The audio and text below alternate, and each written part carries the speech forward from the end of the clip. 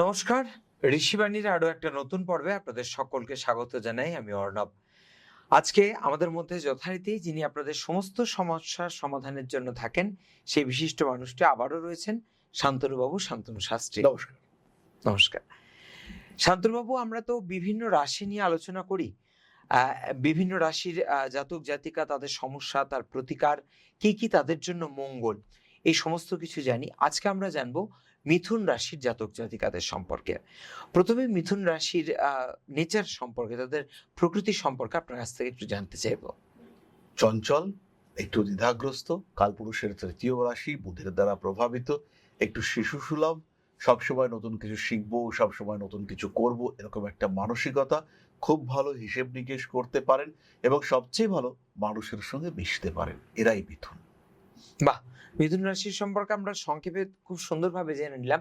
এরপর মিথুন রাশির জাতক জাতিকাদের একদম শৈশব পর্যায়ে চলে যাব।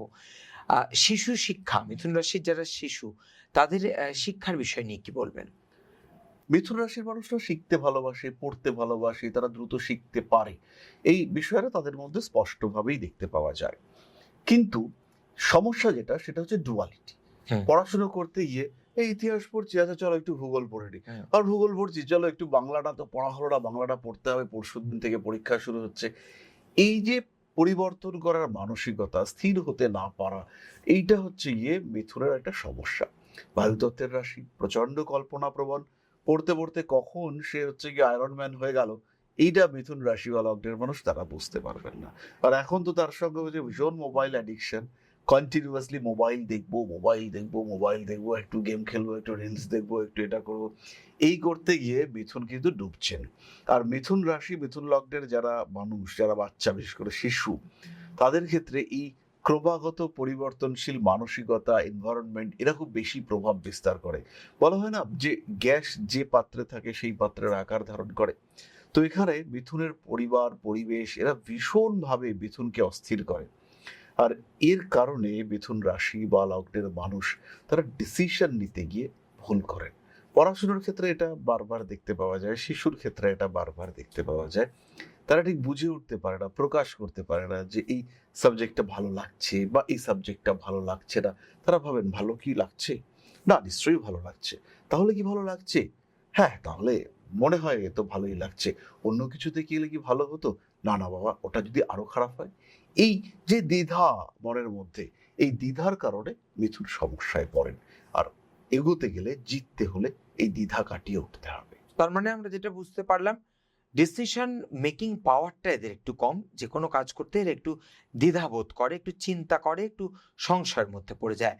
তো এই সমস্ত কিছু কাটাবার জন্য তাদের পড়াশোনার পরিবেশটা ঠিক কিরকম হওয়া উচিত? মিথুনের পড়াশোনার পরিবেশে দুটো চারটে গাছ থাকবে।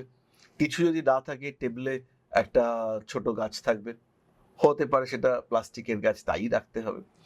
তার সঙ্গে সঙ্গে সামনে যেখানে বসে পড়ছে সেখানে একটা বনবিথি টাইপের ব্যবস্থা থাকবে, যেখানে অনেকগুলো গাছ থাকবে, ওপর থেকে সূর্যের আলো আসবে এবং সেখানে কোনো শিশুর ছবি সেটা থাকতে পারে, বা কোনো মানুষ পড়াশুনো করছে, বই নিয়ে খুব বেশি করে কনসেন্ট্রেট করবার চেষ্টা করছে, এটা থাকবে।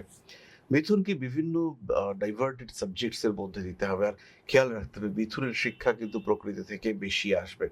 তাই এনভায়রনমেন্টটাকে এমন করতে হবে, সে সিনেমা দেখতে চাইছে, সিনেমাটাকে এমন করে দিতে হবে যাতে সেই সিনেমার সঙ্গে তার পড়াশোনা ব্যাপারটা কানেক্টেড থাকে। ফলে তাকে এমন একটা এনভায়রনমেন্ট দিতে হবে যে এনভায়রনমেন্টে বুধ বেশ অ্যাক্টিভ। আর মিথুন কিন্তু শুধু ওই পড়েই যাব, মুখস্থ করব, পড়েই যাব, মুখস্থ করবো, এটা পারবে না। তাকে কিন্তু প্র্যাকটিক্যাল এক্সপেরিয়েন্সের মাধ্যমে শেখাতে হবে। তাকে বলা হলো রক্ত লাল, যে লালটা আবার কিরকম, লাল রংটা আমি বুঝতে পারছি না, আমাকে দেখাও। তখন কিন্তু দেখাতে হবে, দেখো এইটা হচ্ছে রক্ত, এরকম করে দেখাতে হবে। বা কোনো একটা পশু পড়ানো হচ্ছে, সেই পশুটার ছবি, মাটির কোনো একটা মূর্তি তৈরি হয়েছে, তাকে মূর্তিটা কিভাবে তৈরি হয় সেই জায়গায় নিয়ে গিয়ে দেখাতে হবে। এবং সে কিন্তু প্র্যাকটিক্যাল লার্নিং এইটা বেশি পছন্দ করে। তার ওই পুঁথিগত বিদ্যা সেটা সে নিতে পারে না। তার মাথায় একই সঙ্গে প্রচুর বিষয় চলে, তাই প্রত্যেকটা বিষয় সেটা সহজে তার মাথায় ঢোকে না, আর একবার ঢুকলে সেটা কিন্তু বেরোয় না। এটাই মিথুন।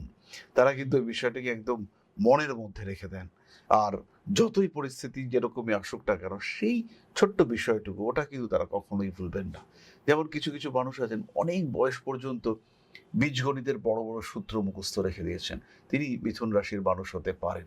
আবার বিভিন্ন গাছপালা, প্রাণীর সাইন্টিফিক নাম, সেগুলো মুখস্থ করে একদম হুবহু মুখস্থ করে রেখে দিয়েছেন, সেগুলো তার মাথা থেকে আর নড়চড় হয়নি।